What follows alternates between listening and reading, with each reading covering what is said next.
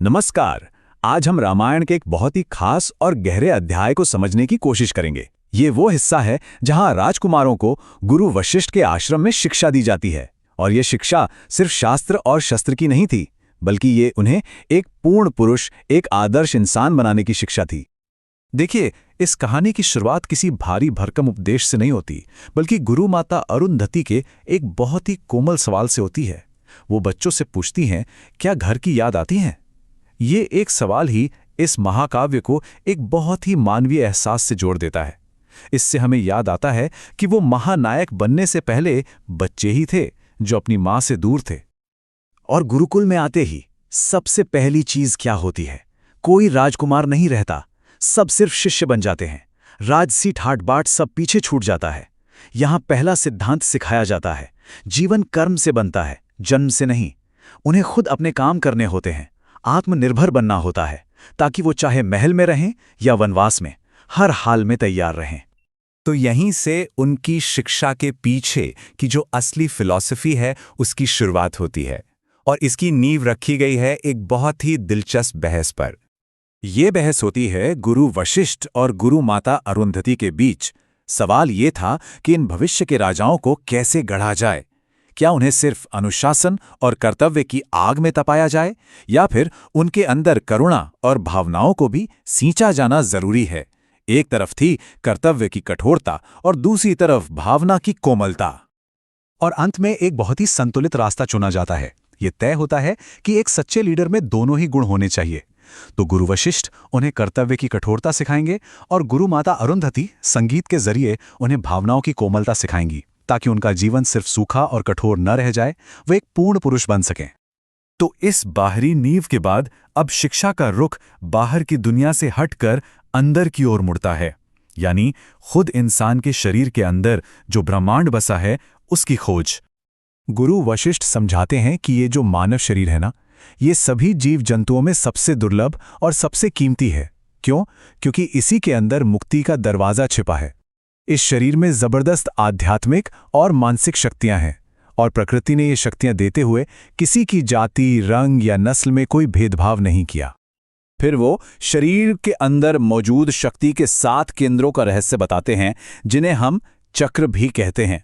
मूलाधार, स्वाधिष्ठान, मणिपुर, अनाहत, विशुद्ध, अज्ञान और सहस्त्रार। वो बताते हैं कि कैसे योग के अभ्यास से मूलाधार में सोई हुई कुंडलिनी ऊर्जा को जगाकर एक एक करके इन चक्रों को जागृत किया जा सकता है। लेकिन गुरु एक चेतावनी भी देते हैं। ये कोई खेल नहीं है, ये एक बहुत शक्तिशाली रास्ता है। अगर इस जागी हुई ऊर्जा को संभालने में कोई चूक हो गई या इसका गलत इस्तेमाल किया गया, तो यही शक्ति बेकाबू होकर खुद साधक और दूसरों का भी विनाश कर सकती है। इसीलिए एक गुरु का मार्गदर्शन बहुत जरूरी है। अब शरीर के अंदर का ये ज्ञान हमें जिंदगी के एक और भी बुनियादी सवाल की तरफ ले जाता है, और वो सवाल है हमारे कर्मों और उनके नतीजों का। अब यहां पुण्य और पाप की जो परिभाषा दी गई है वो कमाल की है। गुरु वशिष्ठ बहुत ही सरल शब्दों में समझाते हैं। वो कहते हैं, किसी भी जीव का दुख दूर करना और उससे प्यार करना, बस यही पुण्य है। और किसी को दुख देना या उससे नफरत करना, वही पाप है।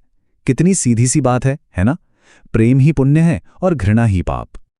और इन्हीं दो ताकतों यानी पुण्य और पाप के बीच में फंसी हुई है हमारी आत्मा, हमारी जीवात्मा, जो अमर है। शरीर तो मरते रहते हैं, पर आत्मा नहीं मरती, और वो एक जन्म से दूसरे जन्म में अकेले ही ये सफर करती रहती है। तो फिर यहां सबसे बड़ा सवाल उठता है, जो खुद श्री राम पूछते हैं कि अच्छा, तो फिर इस माया के बंधन से, इस जन्म और मृत्यु के चक्कर से कोई प्राणी छूटेगा कैसे? इसके जवाब में गुरुदेव मुक्ति के 2 बहुत ही सरल रास्ते बताते हैं। पहला है भक्ति, यानी किसी भी परम शक्ति को पूरी तरह से सरेंडर कर देना, समर्पण कर देना। और दूसरा रास्ता है साक्षी भाव का अभ्यास करना। अब ये साक्षी भाव क्या है? इसका सीधा सा मतलब है कि मैं ये कर रहा हूं, इस घमंड को, इस अहंकार को छोड़ देना। जब कोई इंसान अपने ही कामों को बस एक देखने वाले की तरह, एक साक्षी की तरह देखता है, तो उसमें अहंकार नहीं आता। और जब अहंकार नहीं होता तो सच्ची विनम्रता यानी विनय का जन्म होता है। जैसा कहते हैं ना, विद्या ददाति विनयम। तो अब सालों की पढ़ाई के बाद वो दिन आ ही जाता है, दीक्षांत समारोह का दिन। और इस दिन दिया जाता है आखिरी और सबसे महत्वपूर्ण सबक। गुरु अपने आखिरी उपदेश की शुरुआत एक सूत्र से करते हैं जो पूरी शिक्षा का सार है। वो कहते हैं, साविद्या या विमुक्तिया, मतलब असली ज्ञान, सच्ची विद्या वो है जो आपको हर तरह के बंधन से आजाद कर दे, मुक्त कर दे। और ये ज्ञान अपने शिखर पर पहुंचता है उनके आखिरी आदेश के साथ, आत्म दीपो भव, यानी अपना दीपक खुद बनो, अपनी रोशनी खुद बनो। सोचिए, गुरु उन्हें अपने ही आदेशों से मुक्त कर रहे हैं। वो कह रहे हैं कि अब तुम्हें आंख बंद करके मेरे आदेश मानने की जरूरत नहीं है। अब अपनी सीखी हुई विद्या और अपने विवेक का इस्तेमाल करो और जीवन के हर मोड़ पर अपना धर्म और अपना कर्तव्य खुद तय करो। और आखिर में आती है गुरु दक्षिणा की बारी। गुरु कोई सोना चांदी या धन दौलत नहीं मांगते, वो मांगते हैं एक वचन, एक वादा कि वो अपने कामों से, अपने व्यवहार से इस दुनिया में सुख, सुंदरता और प्यार फैलाएंगे। दिलों से नफरत मिटाकर प्यार के बीज बोएंगे और इंसानियत का एक आदर्श कायम करेंगे। तो गुरुकुल की ये शिक्षाएं हमें एक बहुत ही बड़े सवाल के साथ छोड़ जाती हैं कि आखिर वो कौन सा सच्चा ज्ञान है जो हमें मुक्त करता है। शायद ये सिर्फ किताबी जानकारी नहीं है, बल्कि वो समझ है जिससे हमारे अंदर करुणा आती है, आत्म जागरूकता आती है और अंत में हम खुद अपनी रोशनी बन पाते हैं।